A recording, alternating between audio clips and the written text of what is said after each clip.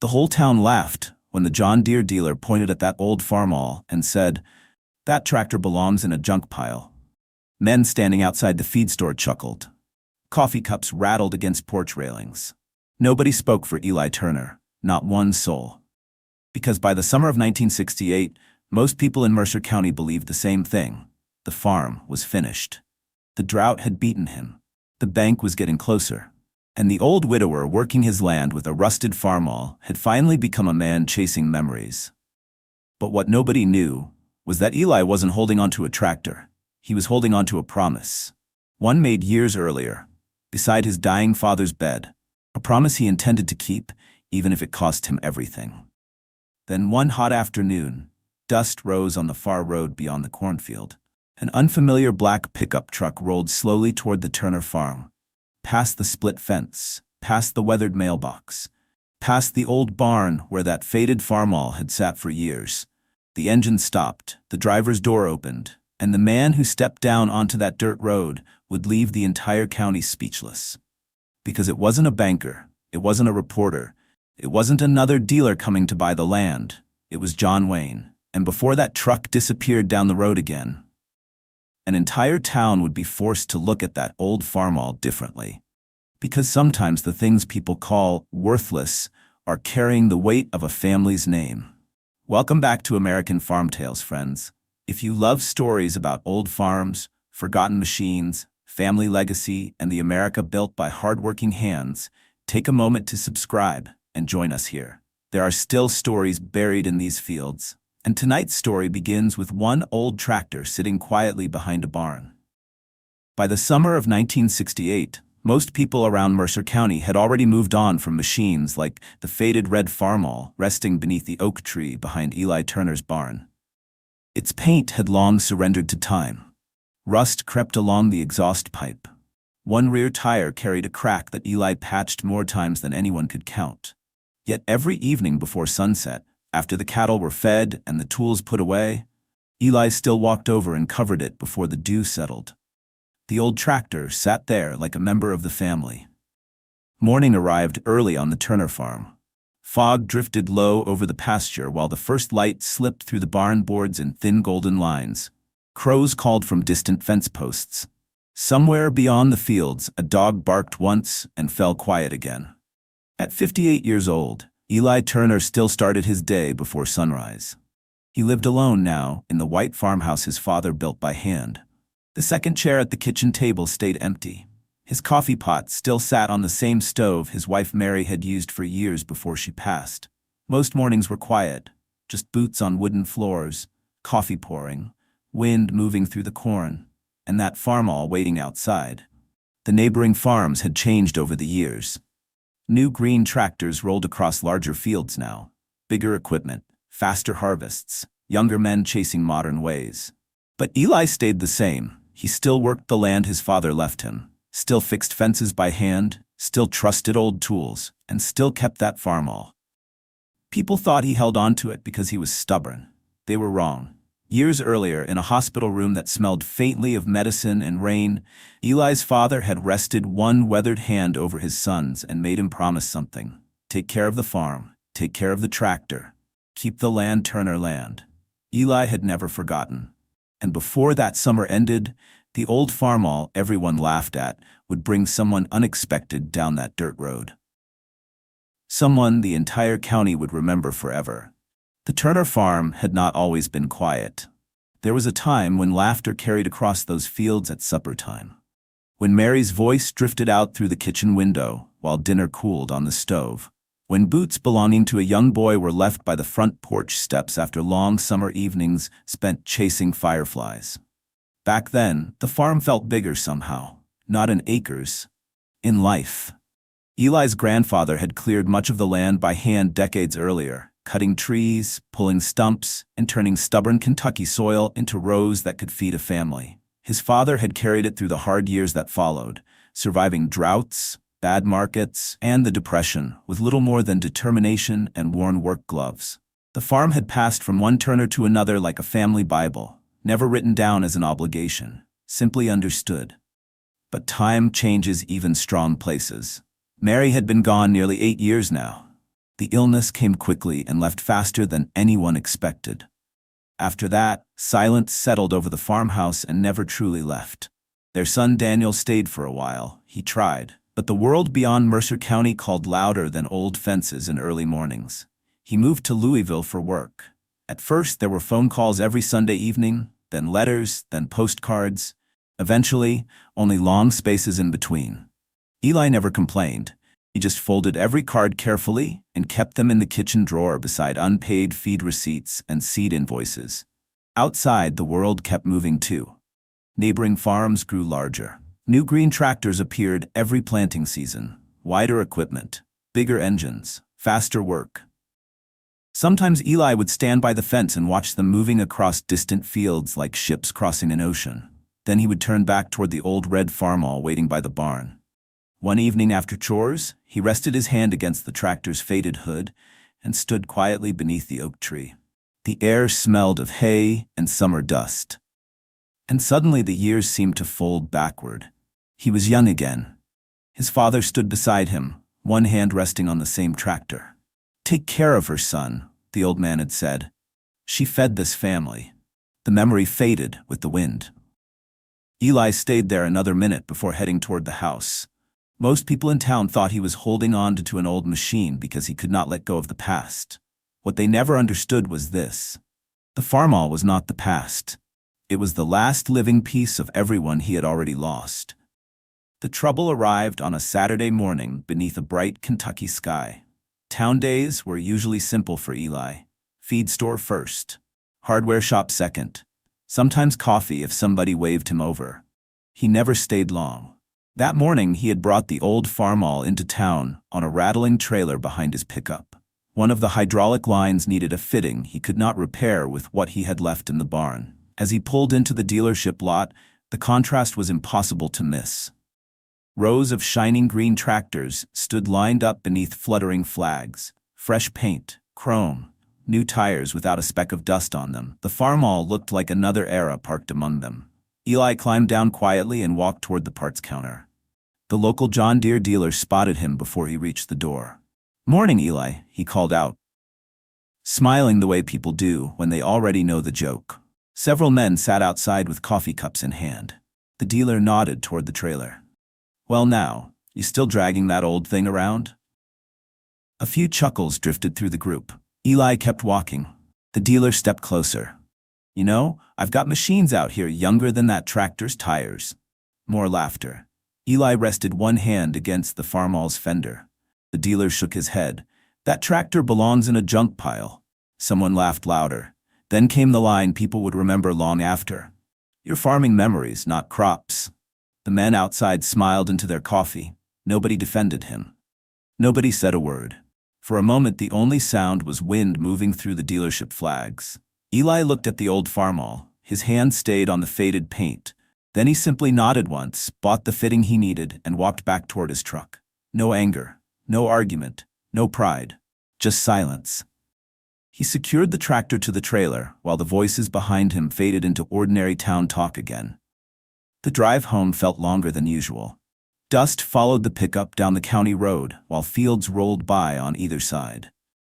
At one point, he passed a neighboring farm where a brand new green tractor moved across fresh rows with ease. Eli watched it for a second. Then his eyes drifted to the mirror. The old Farmall bounced gently on the trailer behind him, weathered, faded, still following.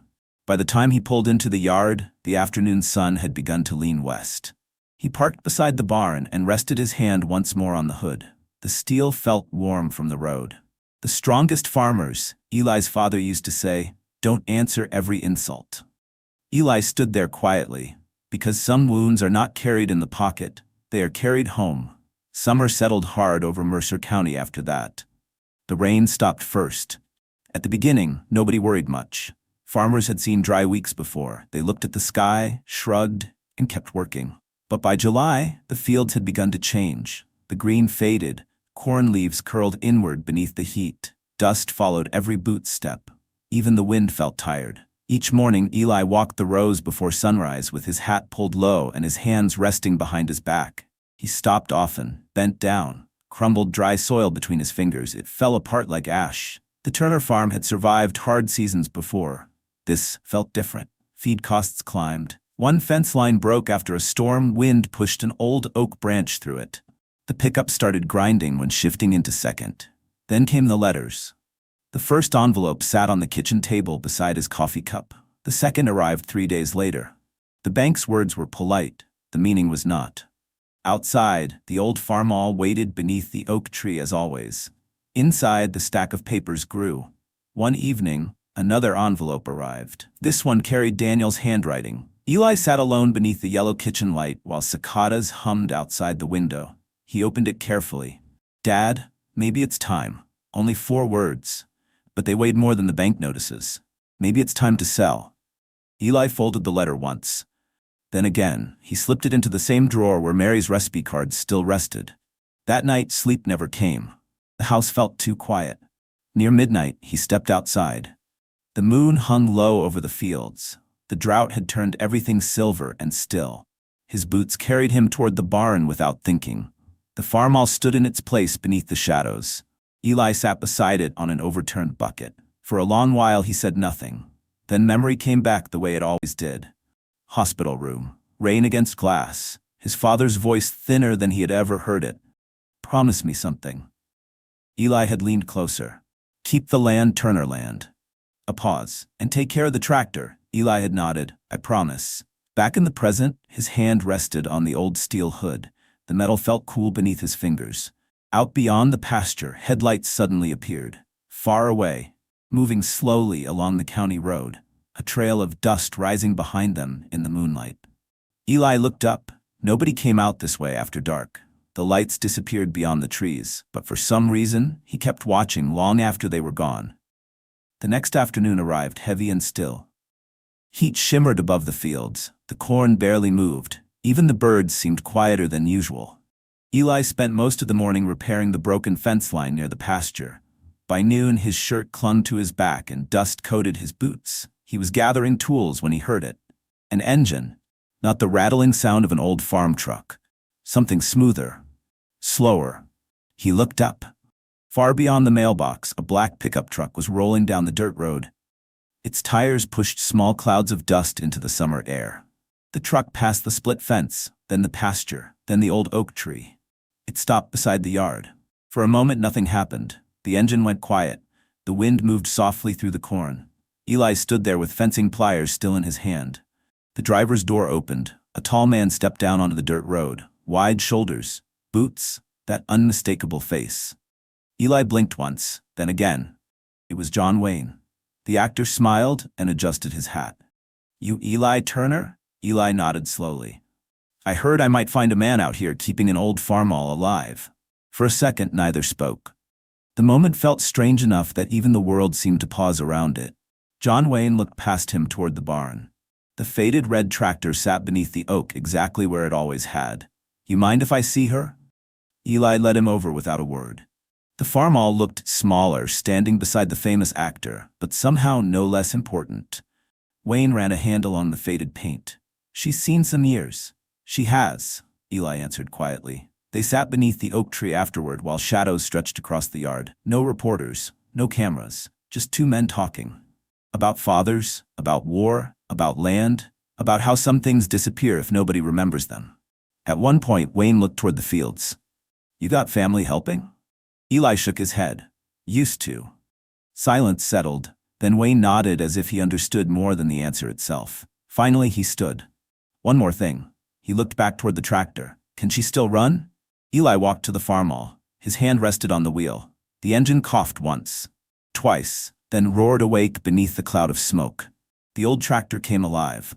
John Wayne watched quietly, and after a long moment he smiled. A man who keeps his word to his father isn't poor. Eli said nothing, but for the first time in a long while, the weight he carried felt a little lighter. John Wayne stayed longer than Eli expected. The afternoon sun drifted lower while the 2 men walked slowly across the Turner farm. They moved through dry corn rows and along old fence lines patched more times than either man could count. Wayne stopped often, not to speak, just to look. At the weathered barn, the hand-cut fence posts, the fields stretching toward the hills. It was the kind of place people drove past without noticing. But he noticed. Inside the farmhouse, Wayne paused by the mantel above the fireplace.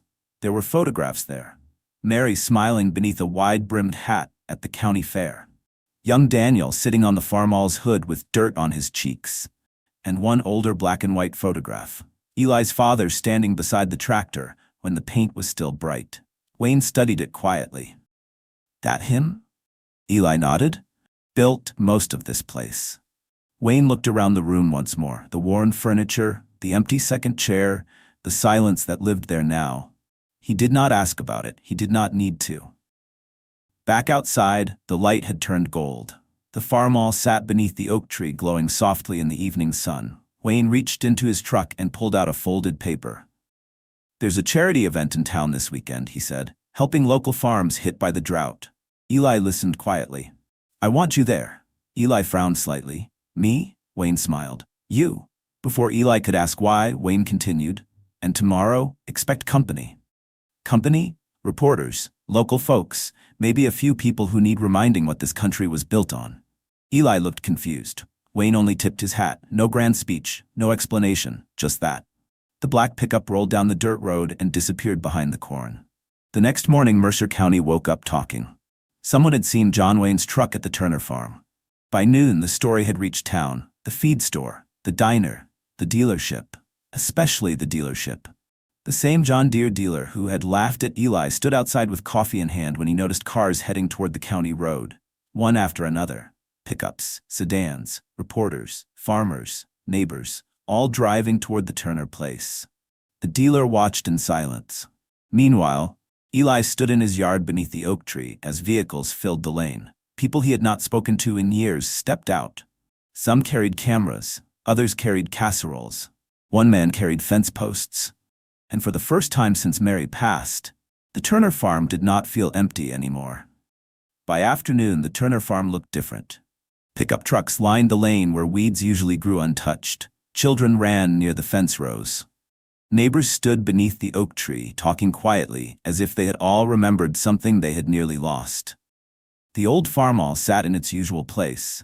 Only now, people stopped to look at it. Really look at it. Some touched the faded paint. Others asked questions. How long's he had it? Did his father really work this land with that tractor? Stories began moving through the crowd like wind through corn. And then John Wayne arrived. No grand entrance, just the same black pickup rolling into the yard. Conversation faded as he stepped out. He stood beside the Farmall for a moment before turning toward the gathering. This machine fed 3 generations, he said simply. The crowd went quiet. Some men inherit money. He rested his hand against the tractor's hood. Others inherit character. Nobody spoke. Even the wind seemed to stop. Near the back of the crowd stood the John Deere dealer.